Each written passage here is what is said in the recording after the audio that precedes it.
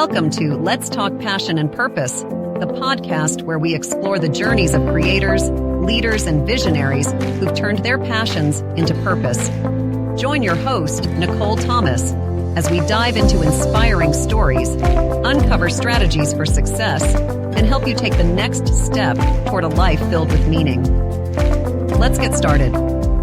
Hey everyone, welcome back to another episode of Let's Talk Passion and Purpose with Nicole Thomas. If you've ever wondered what it takes to completely reinvent yourself, then this is the episode for you. In this episode, I sit down with Andrew Wong and we dive into a story of creativity and transformation. From fashion design to paper art, Andrew's journey is a testament to the power of embracing unexpected paths. Get ready for an inspiring conversation about breaking boundaries and finding your true calling. This is truly a journey of reinvention. A little bit more about Andrew.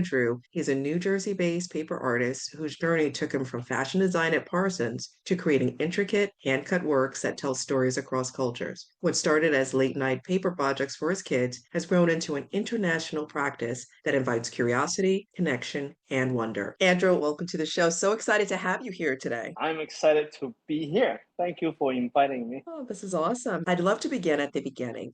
How did your creative journey first start? What sparked that first love for making things?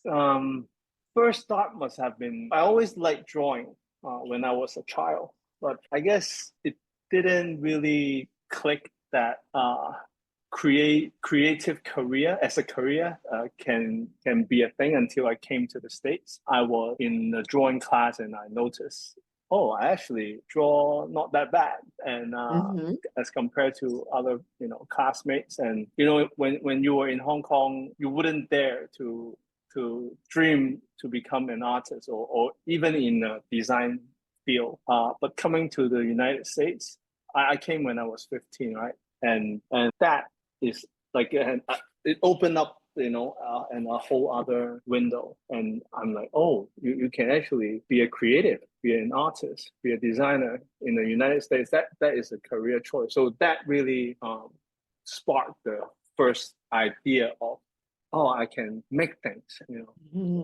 I guess that was back in sophomore, junior in the high school year. Yeah, it sounds like it. So 15 is when you said, okay, now I'm in the US, I can make a career out of it. How did you make that pivot? How did you continue on and know, okay, this is what I want to do for a living? I didn't know. I mean, Oh, you did it? Academically, I know that wasn't for me. I cannot even like physically read. I had trouble reading. Like if I read a page, by the time I get to the bottom, I completely forgot what I had written. Read from top, so I have to reread like twice, 2 times or 3 times every page. So I'm not good at anything that needs to read. I can do math and stuff. So, and coming to the States, I realized, oh, drawing can be a career path for me, and that is something. So that is like coming here is the pivot, like knowing, can be a creative choice. I have an art department in my high school. All of that is really like cooking to tell me, you can. Even I was back then, I do enjoy putting clothing together, and I tell mom, hey, you should dress like this and that, and so I always like that. But you don't think about you wanted to become a fashion designer when you are in Hong Kong, never, but only in here. So I knew that could be one of them. So I didn't know so I took the summer course at FIT. I think that was my junior year summer, between graphic design and fashion design, and kind of see what I want to or study further. And I picked fashion eventually. And you picked fashion. Wow. Yeah. That's fascinating. It's fascinating. So you've trained in fashion design at Parsons, both in New York and Paris. Wow. Yeah. How did that education and experience shape the creative lens you see through today? I guess I am very or somewhat competitive person, and being at Parsons, when you have so many talented people around you, just push you automatically. Like you just have better, and these people inspire me. Going to Paris though did give me another perspective of because how Paris fashion is very different than New York fashion. They allow more creativity wise, wearability. It's more wide, and whereas New York is really wearable, relatively speaking. So over there, it allow you to go crazy, and so it's fun. It's designing is super fun, and you get to travel because you are in the center of Europe, and you get to go to places. Yes, it's so much easier when you're in Europe to go to other countries. You mentioned that Paris was a lot of fun, and it seems like there was so much creative freedom. Yeah. If you think back to that time when you were in Paris, tell us about the moment that is the most memorable for you, and tell us why. Sneaking into pretty much all the fashion shows during Fashion Week. Okay. You just you are very spontaneous. You know your calendar. Hey, this is the Givenchy show here, and this is the McQueen show there, and which show do you want to see best? And then you think of a way whether you are going to get to know someone who has an extra ticket for you, or you really just sneak in. And so that sounds like it was a lot of fun. Sounds like a lot of fun. A lot of fun. So it sounds like you encourage anyone and everyone. I don't know if you can do it. Like these days, I don't know. I don't even know how I did it or how we did it with another, few classmates. But we are just when the busy taking ticket, and then you go in. It sounds like you're able to slip in, enjoy the shows. Oh yeah. And when you think about just all of your experience, what has inspired your work, especially when you first started? What was that inspiration? What was this inspiration? It really depends, like everything. But traveling though, do really give me a lot of inspiration. Like I admire other people's culture, and every country you visit they have a different culture, and you learn and you observe and you get different things out of it. And generally you just look more, like you try to observe more. You don't just what is that saying called, like you go by without being present, just kind of just yeah. So sometimes it's like life is just moving too quickly, and you pass by, you don't even realize that beautiful thing is there. Or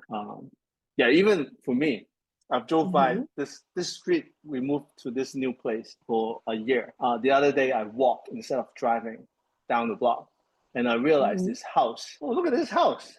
I never noticed this house until I walk slowly, and you get to really start looking at things. Slowing down does help us open our eyes to see the beauty around us. So I have to ask you, Andrew, you mentioned travel has inspired you. Which city or country has inspired you the most? Well, there are many. I don't know which one specifically, but I can tell you which one's not. Oh no. Well, it's not a specific city or country, but generally speaking, I do not like sun and beaches. I feel like the beach at Cancun is the same as in Hawaii, same as in Bangkok, somewhere. So I do feel like whenever I have to go to this resort types of vacation, I feel like it's a complete waste of time. And I like my eager to go out and to see the local district or see some culture and history. Like those are the ones that will get me thinking, enjoying that trip. Yeah, I can understand that. I enjoy being in the city. Just visiting museums, the metropolitan areas really inspire me. Yeah. So you stepped away from art and design for a while. What was that chapter like for you? And what ultimately brought you back? Meaning the chapter after I got burned out, or why did I get burned out? Tell us more. The chapter right before you got burned out, and then coming back after being burned out. So the burnout was okay. So let's start. Being in fashion, I was in the industry for about 10 years. At the beginning, I designed. Actually, it was my first job was in Italy for Dolce & Gabbana, and then I came back to the States and worked at different companies. Eventually, I started my own label because there was a Chinese manufacturer, like the biggest denim manufacturer in southern China, asked my friend and I, hey, you guys want to become partners, and then we can start a label here and there and do, make things. And that was a absolute great opportunity. But so we went back. I went back to Hong Kong or China. I spent most of the time in China, and it got burned out because it was 2000. I think it was 2008 or 2009, around that time, where the financial crisis came, and we sold a little bit. We make the production, but by the time we deliver, and all these stores were not, because the payment was cash on delivery. So we deliver, but there's no cash. So we kind of stuck with either the store was closing or they couldn't get an LC, and we stuck with productions. And then, so business wasn't good. And then, so business wasn't good. The place I live in wasn't good. The food was not good. Like nothing is good. Because I have to spend most of the time in this like third tier Chinese denim city, right? And it was just like hell. And so then you come to think of it, you're not even making money. And the worst of all is you are not making things that you actually enjoy. You were trying to please the market and make what you think the market wants. But then also that is a wrong approach already to begin with. And then you get the actual financial crisis on top of that. And that just, you think, do I really want to continue doing this? And I didn't. And I was like, I don't want to. And in hindsight, you think about the kind of tedious stuff that you were trying to make, like the difference you're trying to be, just for the sake of, like designing. And you were designing of a waistband and what kind of a stitch per inch is that would look nice on the inseam of your pants. Like who would look at those like in real life, right? So I in hindsight, you look at a lot of stuff that I could have spent my time more wise on other things. But anyway, it wasn't fun anymore. And so I completely stepped away, and then it ventured out to different things, like to freelance projects or uniform design. It was like for a small boutique hotel, and eventually I become the art kind of advisor for the whole hotel. And then that was like the last art and design gig. And then it ventured out to small business to become like we were trying to start my friend and I were trying to start a packaging solution company. I was even doing some direct selling marketing things. And I was in Hong Kong this time. And you were making money. It's okay. Life goes by. But until my wife and my two kids came to the States. And that was 2017. And right. So soon later, we know that COVID hits, and that just reshuffle everything, like your life priorities, like work and family and everything. And that is, that I would say pandemic is definitely something that brought me back. Like I don't know, I didn't even know where I was. So the pandemic threw everything. So it sounds like you really did a lot of, for lack of a better way to say this, but it sounds like you did a lot of soul searching just to find the right place and get your grounding again. And then COVID hit. And COVID kind of redirected you. Do you feel as if COVID kind of brought you back to self to reevaluate where you wanted to? No. I had honestly, it was just I had there were no purpose podcast. There were no passion, no purpose, no nothing. It was just they just go by. You just surviving and whatever will make you money. And because I have a family to feed, so I guess that is the purpose. That was the purpose. The only purpose is to my family, right? But nothing like really personal. So COVID is a good thing that happened to me personally. Yeah. Yeah, it sounds like looking back, it was a good thing because you were stuck. Yeah, yeah. I didn't know Mhm. I was though. I mean, I think that you have to put in perspective too. Like, was I stuck, or was I really feeling content being with my family and, make them happy? Mhm. I think learning about art or becoming an artist just gave me another purpose, Mhm. passion, right? Yes. To for another drive or motivation to something you try to achieve personally, Mhm. and it's not with, for the family. Right. That sounds like personal fulfillment. So tell us about your artwork and how you were able to weave that into or identify that as a part of your passion and your purpose. It I didn't know. I mean, Hmm. it started, I didn't even know it started. Like, at the beginning, I was just making, okay, go all the way back, pandemic. So we all Hmm. stuck at home and we all ordering online. And so cardboard boxes piling up, like literally Hmm. piling up. So it was just, I feel like there were just so much negativity around me. I needed something to keep me sane. It was, 24/7 with the kids. It was the news, like what happened in Hong Kong 2018, like Hmm. politically, and then 2019 the COVID hits, and then you get a lot of Asian hates and this and that. That was the first Hmm. time I feel like, I'm sorry, I kind of like route myself to some other than your question, but I'll come back to it. But it's because of all these things that were happening, and I can't look at news anymore. I knew, like, so I start grabbing a few boxes and I want to make something. And the ship that were parked on the Hudson, the medical ship. Hmm. So that Hmm. was the first thing I made.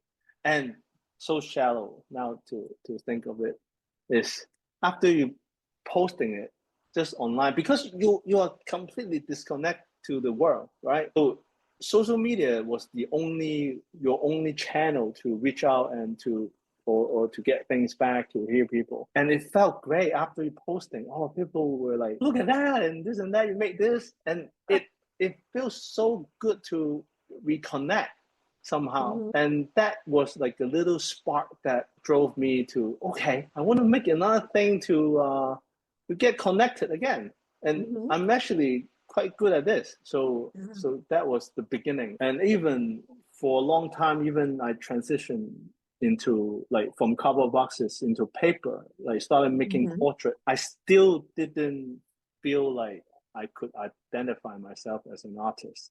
So Really? I didn't consider those as artwork or art. It was more like a technique I knew, like a Hmm. like a craft, and I Hmm. couldn't call it art for me personally. And but of course, people around you who's encouraging you and support. No, you're an artist. You this and that. This is great art, and this blah blah blah blah. Exactly.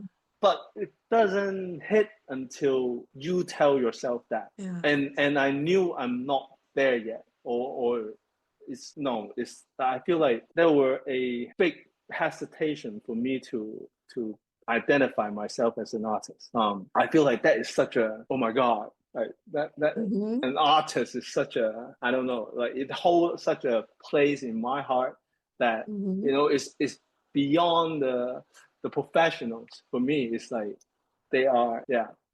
And so I wouldn't, yeah, I was afraid to call myself an artist because I feel like there is also, I don't know, I just wasn't there yet. Like the context wise of Yeah. the stuff, I was just making portraits, maybe a Hmm. tiger, but no disrespect for, for Hmm. artists who make that. It's just a personal thing. I feel like that is, Right, it's right. not the reason, the intention behind why I make those things Hmm. were not what I feel like a true artist would think.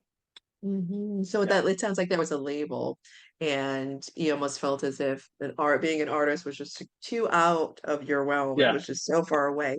But when did you be able to settle into just owning the fact that you're an artist? Until, so my friend Sarah, who I went to Parsons with, and she Hmm. became an artist. And she checked out her art.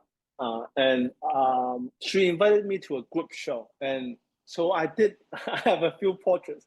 It was like my self portrait. Maybe I was still, oh, it's over here actually. So I made this I don't know if you can see. Let me see. Back background. How do I show the background? Well, anyway, I don't know how to fix this You may not, background. actually, if you put it a little closer and then to the left, but it looks like, oh my gosh, wow. So, did Okay. you say that's a self-portrait? No, this is a tiger. I was gonna say, I think that's a tiger. But I did make self-portrait. Like, Okay, so wait a minute.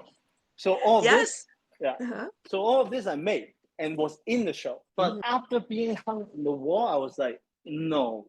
Like, I feel terrible that, oh no, I can't call myself an artist showing stuff like this. I feel like they are not there yet. Like, what am I trying to speak? I feel like there's something missing. I don't have that intention. There's just technique, no craft. Like that, there's just technique and craft. And yes, I'm able to do stuff with paper, but that's it. And I felt that I needed to say more, or at least like in terms of branding wise, like who am I as an artist? Like what if people gonna call Andrew Wong as an artist, what kind of art does he make? Right. So that those questions start appearing, and then then it really is soul searching, like really like identity searching, like who am I as an artist, what kind of art do I want to make, who is my audience, and like what am I trying to say.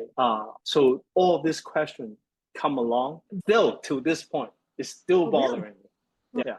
But you are an artist, and you claim the identity of an artist. How did you overcome or address those questions that you're still kind of battling with today? So I still remember. Do you know this app called Clubhouse? Yes, I do. Okay, so that's like peak time is at COVID time. Everyone just go Clubhouse, right? And I remember, so I have a few friends that we always hung out at this artist lab. I'm always hiding at the corner and don't speak much, and I never really jump on what they call a stage.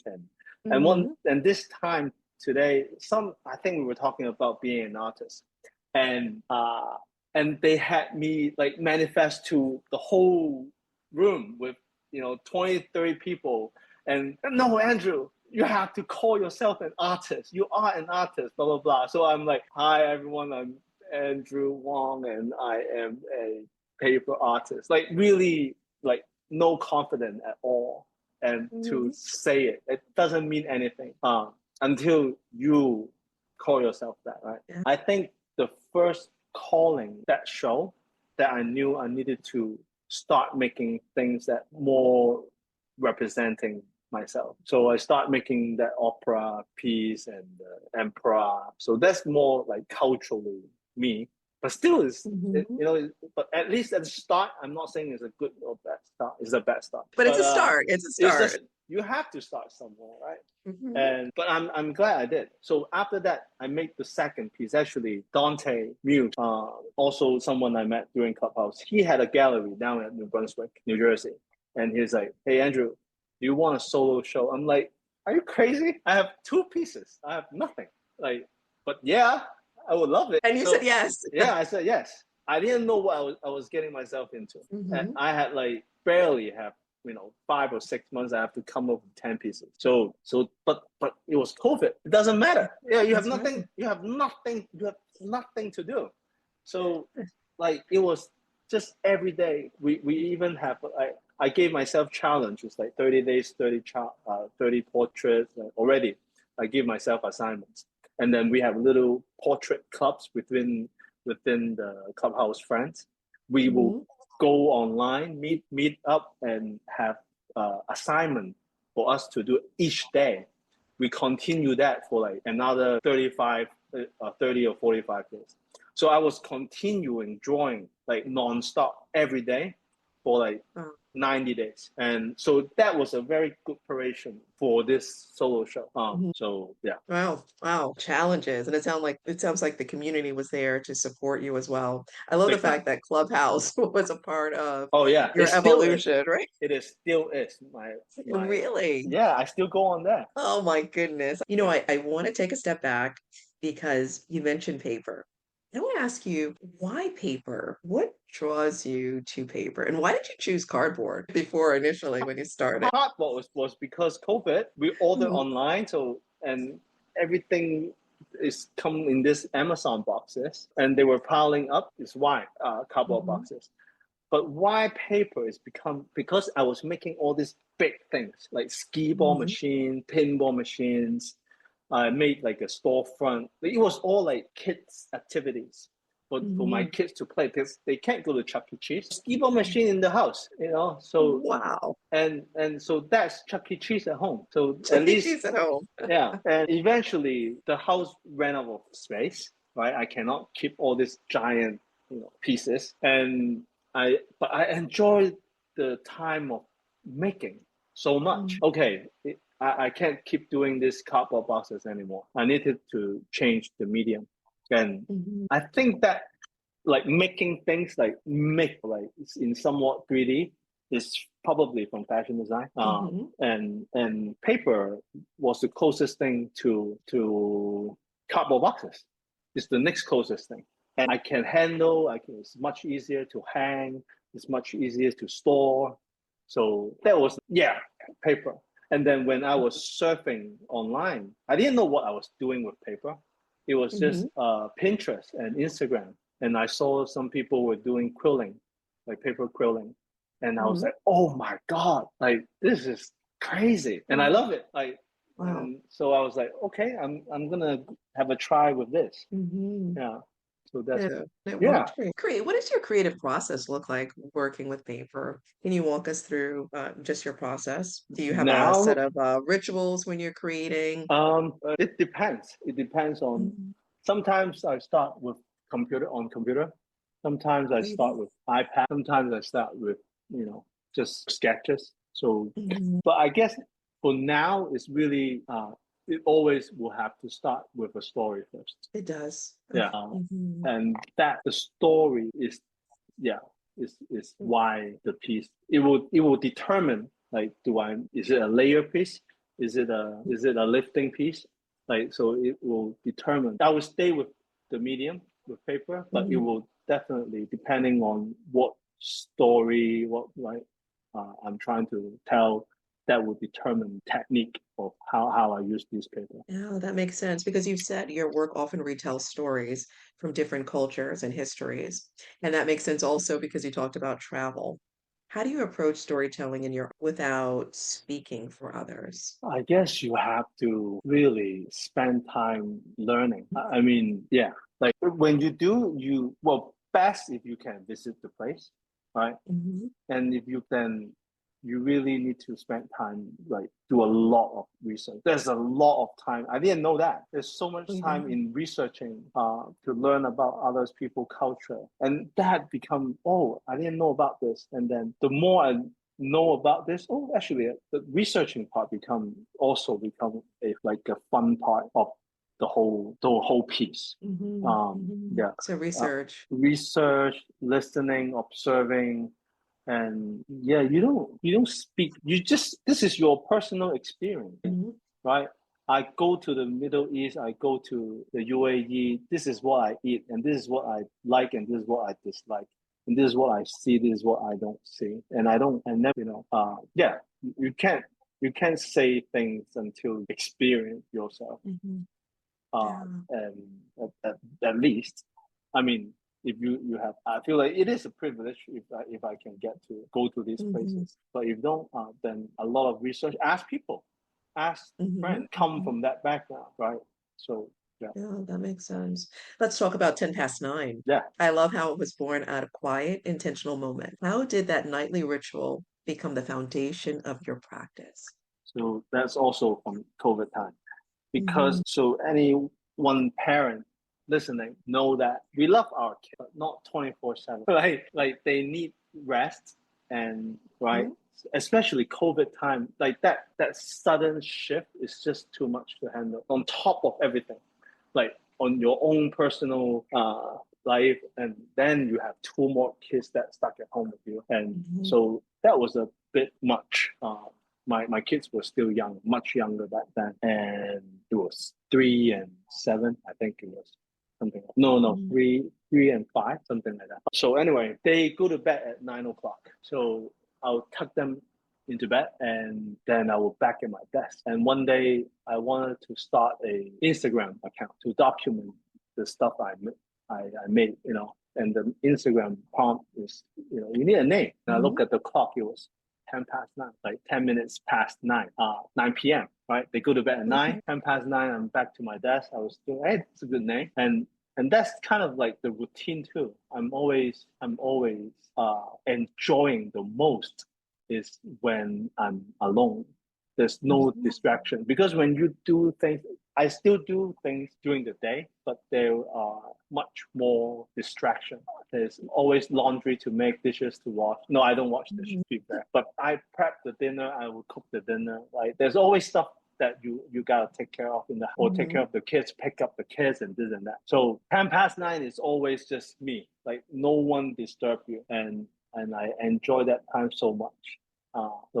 So that's why 10 past 9. I love it. 10 past 9 is when the work starts and the focus is on you. You're a parent, you're an artist, and someone who clearly values presence, especially as you mentioned, you were walking and you started to notice your surroundings, specifically the house in your neighborhood.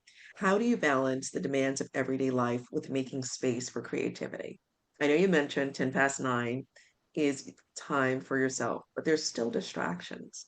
Yeah. How do you balance it all? You can't. You just can't. So when your wife needed help during the day and you still have the whole night to yourself, of course you will go help the wife and the kids and whatever you need to do in the house. And I guess it's also priorities, right? It's all time management. What is urgent? What is important? Of course, you do the urgent things, the important things, and you sometimes you do sacrifice, but what do I lose? I only sacrifice some Netflix time. Like that is the most unimportant and least urgent, right? So there's not much entertainment, and I don't need it. Like studio time is my entertainment. Like coming to studio, making things, and virtually hanging out with my friends, my Clubhouse friends, like just chatting in the studio. That's fun for me. I try to get in front of the TV and watch something. I couldn't even get it to the episodes to start. I already fall asleep. Like every time. Yeah.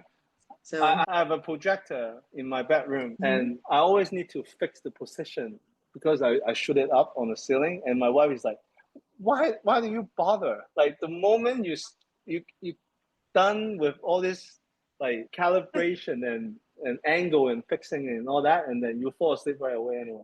It's true. oh my goodness. But it sounds like being in the studio is where you have a lot of fun. What I found that just amazing that that's where you find or you have fulfillment. Do you feel as if you're walking in purpose and following your passion now in this space and time? Right now, honestly, I don't even know. And I think it's fine to not know. But I feel I am going into a right direction because like I wake up with joy every day and just eager to I need to go back to the studio. Like whenever I have time. This is like the number one thing. Like well, aside from family, right?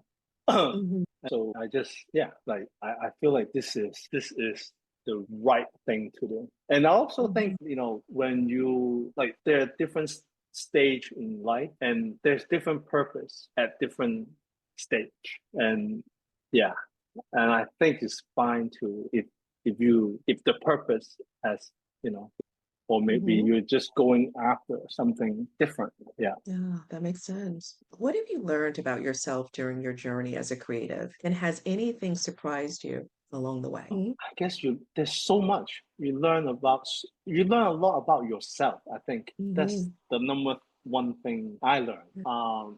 Like who am I? I think through this research of yourself, you kind of like also you try to. I think that was part of the searching. Still, right now, like who am I as an artist? Who am I? Period.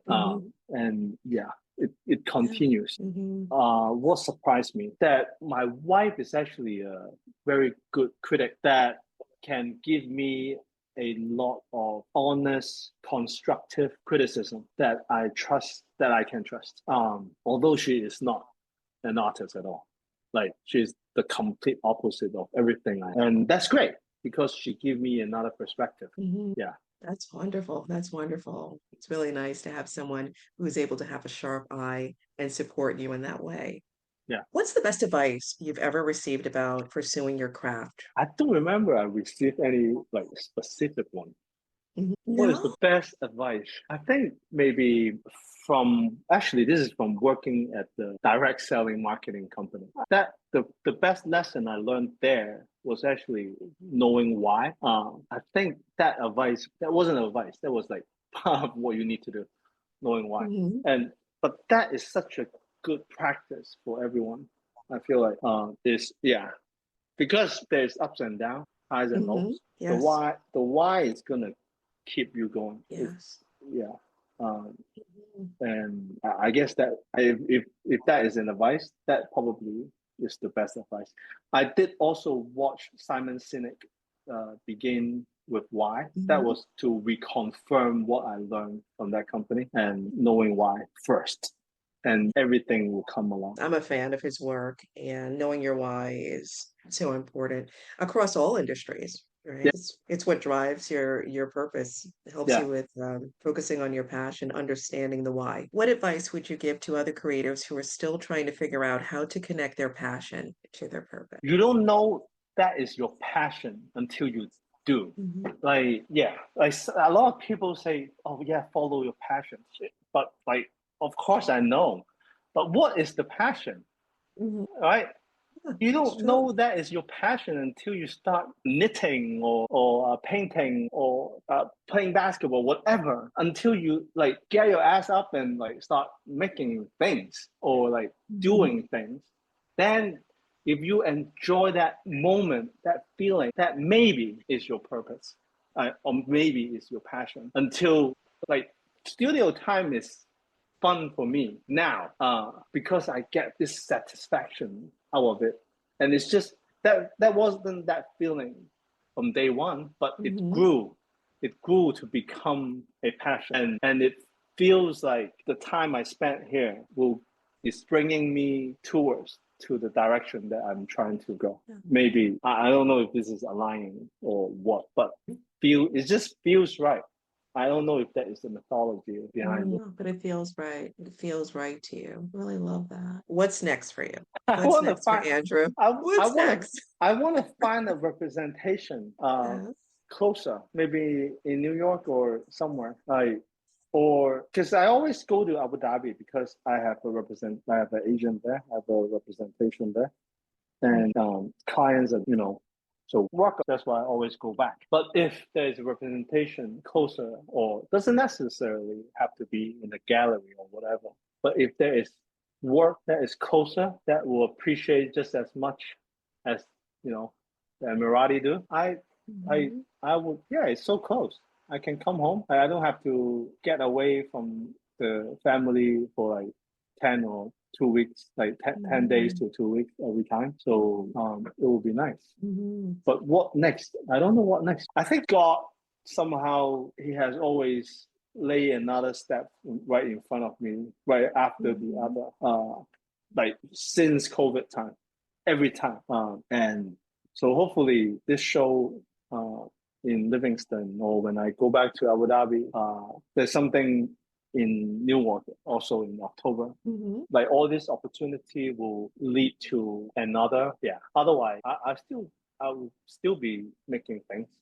Maybe just entering different artist call if Mhm. there's nothing lay in front of me. But it sounds like you're trusting that doors will open one thing after the next as you start and continue to do work and find representation. Yeah. Mhm. And no, now I have the confidence to say yes. The work, people starting to acknowledge who I am, a little small, tiny one, and then I can feel that the work do resonate with people. I started getting DMs inquiring about the work, and so that is certainly an encouragement, like confident boost. So it's just a matter of finding the right people that Mhm. will like your work enough to pay you the money that you want. Yeah. That makes sense. That's wonderful. Well, Andrew, thank you so much for being a guest on the show. I'm extremely grateful. Thank you. Thank you so so much. Thank you for joining Let's Talk Passion and Purpose. I hope you're leaving inspired and ready to elevate your journey. Remember to subscribe, rate, and share if you enjoyed today's episode. Stay connected, follow your passion, live purposefully, and we'll see you next time.